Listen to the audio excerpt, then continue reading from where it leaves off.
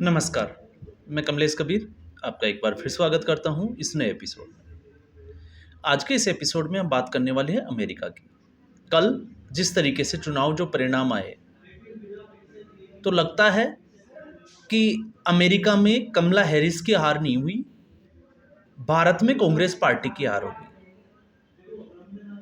हरियाणा विधानसभा चुनाव के बाद में, परिणामों के बाद में, अमेरिका में कमला हैरिस का हारना कांग्रेस पार्टी के लिए बहुत बड़ा धक्का है।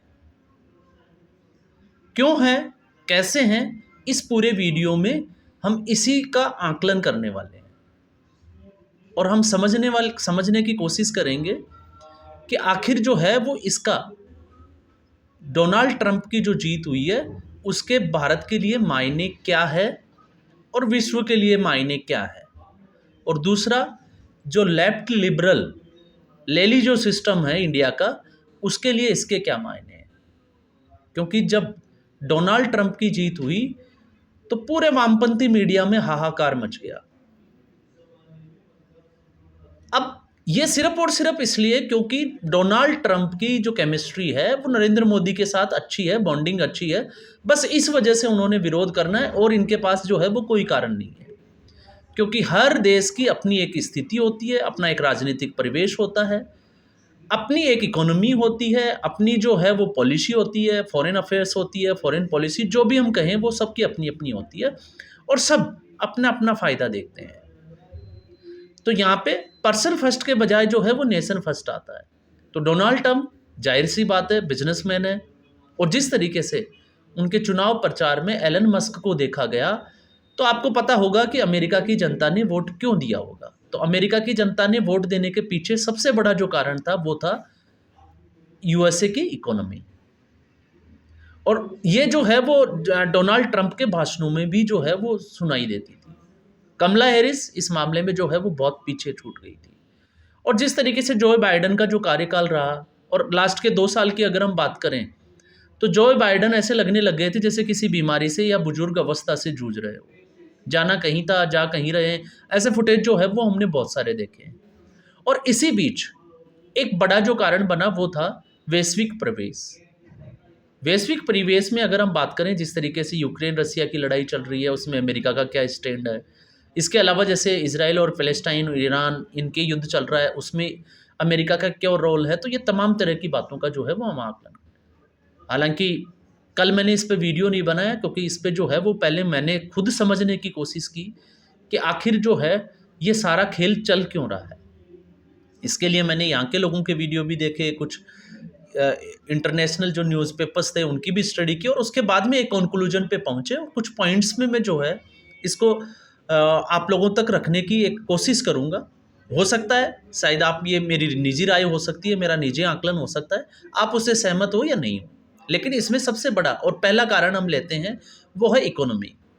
तो इकोनॉमी जैसे हमने बात की कि इंडिया और यूएसए इस वक्त की, अगर हम इन दोनों की, डोनाल्ड ट्रंप और नरेंद्र मोदी की बात करें, तो नरेंद्र मोदी लगातार जो है वो आपने देखा होगा अपने भाषणों में, और उनका जो एक एजेंडा है 2047 तक विकसित भारत का।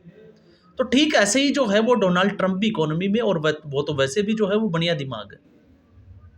तो ऐसी स्थिति में इकोनॉमी जो है वो एक सबसे बड़ा रोल हो सकता है, और इसलिए इंडिया और यूएसए के लिए डोनाल्ड ट्रंप का आना दोनों के लिए ही बेहतरी है। और ये आने वाले समय में इसका जो है वो देखने को भी मिलेगा।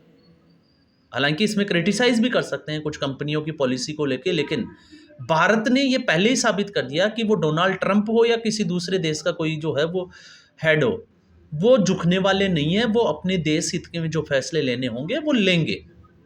और इसका लोहा जो है वो डोनाल्ड ट्रंप ने अपने भाषणों में पहले भी अपने स्पीच में बोले हैं कि नरेंद्र मोदी के साथ बार्गेनिंग करना जो है वो दुनिया का बहुत मुश्किल काम है। तो पहला जो है वो इकोनॉमी, और फिर उसके बाद में आता है दूसरा जो पॉइंट मैं समझने लगा, जिस तरीके से कनाडा और खालिस्तानियों का जो अभी जो चल रहा है, जो हम लोग देख रहे हैं कि मंदिरों पे जो अटैक हो रहा है, और इसमें ऑस्ट्रेलिया, यूएसए, और तीसरा अगर कनाडा की बात करें, तो कनाडा को अगर हम ये कहें कि कनाडा जो है वो दूसरा पाकिस्तान हो सकता है, तो इसमें जो है वो ज़्यादा बुराई भी नहीं है। और जिस तरीके से खालिस्तानी समर्थक निज्जर की, जब हरदीप सिंह निज्जर की हत्या हुई थी, तो उसके बाद में कनाडा ने सीधे तौर से भारत के ऊपर आरोप लगाए थे और जो बाइडेन ने जो है वो ये कह दिया था कि भारत जो है वो सहयोग नहीं कर रहा है।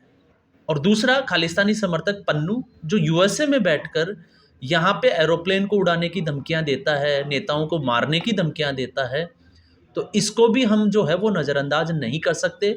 क्यों नहीं कर सकते? क्योंकि डोनाल्ड ट्रंप की अगर हम बात करें तो Donald Trump already Justin Trudeau के खिलाफ रहते हैं और ऐसा कई बार देखा जा चुका है।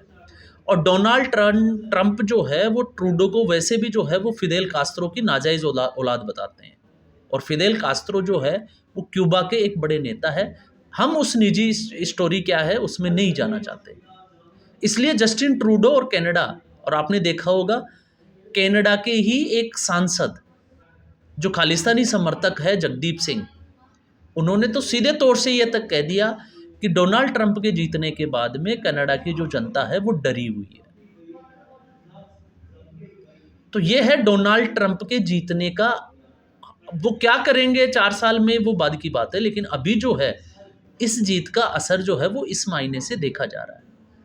तो ये जो है वो बड़ा एक अहम मुद्दा होगा कि भारत जो है अब वो कनाडा के ऊपर किस तरीके से दबाव बनाता है। दूसरा है मैक्सिको बॉर्डर का, जो इमिग्रेंट्स है, क्योंकि जो इलीगल तरीके से यूएसए में जो एंटर करते हैं उसके लिए, क्योंकि पिछले कार्यकाल में भी डोनाल्ड ट्रंप जो है, और आपने देखा होगा वीज़ा के नियमों में भी सख्ती कर दी थी। अब कुछ लोग जो है वो इसको देखते रहे हैं कि H1 वीज़ा जिस तरीके से, और भारतीयों को जो है वो वीज़ा नहीं मिलेगा, वहाँ से वापस डिपोर्ट कर दिए जाएंगे। तो ये सिर्फ और सिर्फ जो है वो, अगर हम इसको देखें कि हम हमारे देश की बात करते हैं जैसे, तो आप इसको ऐसे समझ के देखिए कि जिस तरीके से बांग्लादेश, तो मैं इस पॉइंट पे आ रहा था, लेकिन अब ये दोनों पॉइंट जो है वो जुड़े हुए हैं मैक्सिको बॉर्डर और बांग्लादेश के प्रवेश में। तो बांग्लादेश में जो तख्ता पलट हुआ उसके पीछे जो बाइडेन की सरकार का हाथ है। ये सार्वजनिक तौर से यूनुस खान ने खुद ने ये मान लिया कि अमेरिका की जो सरकार है उसका किया धरा है। लेकिन मैं जिस पॉइंट की बात कर रहा हूँ, जिस तरीके से वहाँ पे हिंदुओं का अत्याचार हुए और हिंदुओं को जो है वो आपने देखा कि जिस तरीके से उन्होंने जो है वो आक्रामक रुख लिया, धरने प्रदर्शन किए। तो आप एक चीज़ देखिए, क्या भारत ने अपने बॉर्डर खोल दिए हिंदुओं के लिए? नहीं खोले। तो ठीक ऐसी स्थिति मैक्सिको बॉर्डर, तो अपना कोई भी देश होगा वो अपने हिसाब से जो है वो अपना हित पहले रखता है, और यही जो है वो डोनाल्ड ट्रंप की जो है वो पॉलिसी है। और जो ये लोग बात करते हैं कि लोकतंत्र की हत्या हो जाएगी, ये हो जाएगा, तो आप एक चीज़ देखिए कि वहाँ पे तो ईवीएम नहीं थी। डोनाल्ड ट्रंप जिसके खिलाफ, क्योंकि ये एक बहुत बड़ा मुद्दा होता है कि उनके खिलाफ जो है वो 2 बार इम्पीचमेंट आ गया, उनके खिलाफ जो है वो सेक्सुअल अपीजमेंट, आपने वो देखा होगा एक केस पड़ा, इसके अलावा भी बहुत सारे केस, और पूरी कोशिश की गई डोनाल्ड ट्रंप को जेल में डाल दिया जाए, लेकिन फिर भी जनता ने उनको मैंडेट दिया। तो आप ये कैसे कह सकते हैं कि वहाँ पे लोकतंत्र की हत्या हो गई? क्योंकि आपने और मैंने नहीं बैठ के चुना है, हम यहाँ पे बैठ के आशुतोष जैसे, अजीत अंजुम जैसे, रवीश कुमार जैसे लोग जो है वो ज्ञान देते हैं, और शायद वो भी जो है वो कमरे में बैठ के ज्ञान देते हैं। उनको क्या पता कि वहाँ की राजनीति में क्या चल रहा है। और डोनाल्ड ट्रंप जीते हैं, अमेरिका की जनता ने उनको वोट दिया है। यहाँ पे तो ठीक है, हरियाणा अगर कांग्रेस हारती है तो यही लोग जो है वो चिल्लाने लग जाते हैं कि ईवीएम हैक हो गई, और डोनाल्ड ट्रंप जो है वो मोदी का दोस्त है, तो एक मजाक ही सही, हो सकता है वहाँ पे भी ईवीएम हैक हो गई हो। तो ये एक जो है वो, और इसका असर सीधे तौर से बांग्लादेश पर भी पड़ने वाला है, क्योंकि आपने देखा होगा एक चुनावी भाषण में डोनाल्ड ट्रंप ने सीधे तौर से कहा था कि वो हिंदुओं की रक्षा के लिए हितैषी जो कदम होगा वो उठाएंगे, और वही भगवा कलर आपने एलन मस्क और डोनाल्ड ट्रंप के कपड़े भी देंगे होंगे, भगवा रंग के कपड़े पहने। और आपको तो पता ही है मोदी के साथ उन्होंने हाउडी मोदी और नमस्ते जो है वो एक पूरा किस तरीके से दोनों देशों में जो है वो चुनाव प्रचार की तरह लिया गया था। तो अब ये भी जो है वो बड़ा मुद्दा बनने वाला है कि पाकिस्तान की जिस तरीके से उन्होंने टेरर फंडिंग रोक दी थी, तो भारत और बांग्लादेश और पाकिस्तान, हालांकि अभी जो है वो राष्ट्रपति पद की वो शपथ लेंगे, और फिर उसके बाद में वो क्या किस तरीके का काम करेंगे वो बाद की बातें हैं। अब इसके बाद भी हम बात करते हैं हिंदू कनेक्शन की, हमने बात की, तो लेकिन इसके साथ में एक बात तो हम और कर सकते हैं, वो है कि कांग्रेस का इकोसिस्टम। ये कांग्रेस का इकोसिस्टम ही क्यों बौखलाया हुआ है? तो कांग्रेस के इकोसिस्टम को अगर हम समझते हैं तो आपने देखा जॉर्ज सोरोस यूएसए से, सैम पित्रोदा यूएसए से। और यहाँ पे कोई भी कुछ करना है तो पिछले 4 साल में, उससे पहले नहीं, पिछले 4 साल में राहुल गांधी जो है वो लगातार अमेरिका गए, उन लोगों से मुलाकात हुई जिनके साथ में या जो भारत विरोध में हमेशा खड़े रहते हैं, या फिर जो है वो जिस तरीके के आंदोलनों को, जैसे बांग्लादेश में तख्ता पलट हुआ और जिसकी जॉर्ज सोरोस जैसे लोग जो है वो ये भी कहते हैं कि जो राष्ट्रवादी सरकार है उसको हटाने के लिए, क्योंकि उनका कहना है राष्ट्रवादी सरकार मतलब वो मानते हैं कि नरेंद्र मोदी जो है वो राष्ट्रहित को फर्स्ट पे रखते हैं, तो उस सरकार को हराने के लिए वो कितना भी पैसा खर्च कर सकते हैं। तो डोनाल्ड ट्रंप के आने के बाद में इनकी दुकानें बंद होने वाली है, अब इनको वो सपोर्ट नहीं मिलने वाला, इसलिए ये कांग्रेस का इकोसिस्टम जो है वो डोनाल्ड ट्रंप से इस वक्त सबसे ज़्यादा घबराया हुआ है कि अब क्या होगा, किस तरीके से फंडिंग होगी। न्यूज क्लिक वालों का अपना दर्द है, क्योंकि उनका भी जो सीधे तौर से आपको पता होगा कनेक्शन जो है वो यूएसए से ही है, क्योंकि चाइना से जो फंड होता था वो वाया यूएस से पहुंचता था, तो उनका अपना एक दर्द है, तो वो अपना दर्द जो है वो इसी तरीके से जाहिर करेंगे। तो ये जो है वो बड़ा संकट है। अब इस तरीके की जो चीज़ें हैं, और अब जब आपने देखा होगा ऋषि सुनक, एक हिंदू आइडियोलॉजी, हिंदू विचारधारा के, हिंदू धर्म को फॉलो करने वाले, जब ब्रिटेन में उनकी हार हुई तो यही लेली जो मीडिया, लेफ्ट लिबरल मीडिया और यही कांग्रेस का जो इकोसिस्टम था वो बड़ा खुश हुआ था, और उसको सीधे तौर से जो है वो नरेंद्र मोदी के साथ कनेक्शन करके देख रहे थे। तो ऋषि सुनक की हार से जो लोग खुश हो रहे हैं वो डोनाल्ड ट्रंप की जीत से दुखी है, मतलब आप समझो कि कुछ उनके साथ जो है वो गड़बड़ होना शुरू हो जाएगी, और ये आप और हमें नहीं पता, ये उन लोगों को पता है कि उनको क्या नुकसान होने वाला है।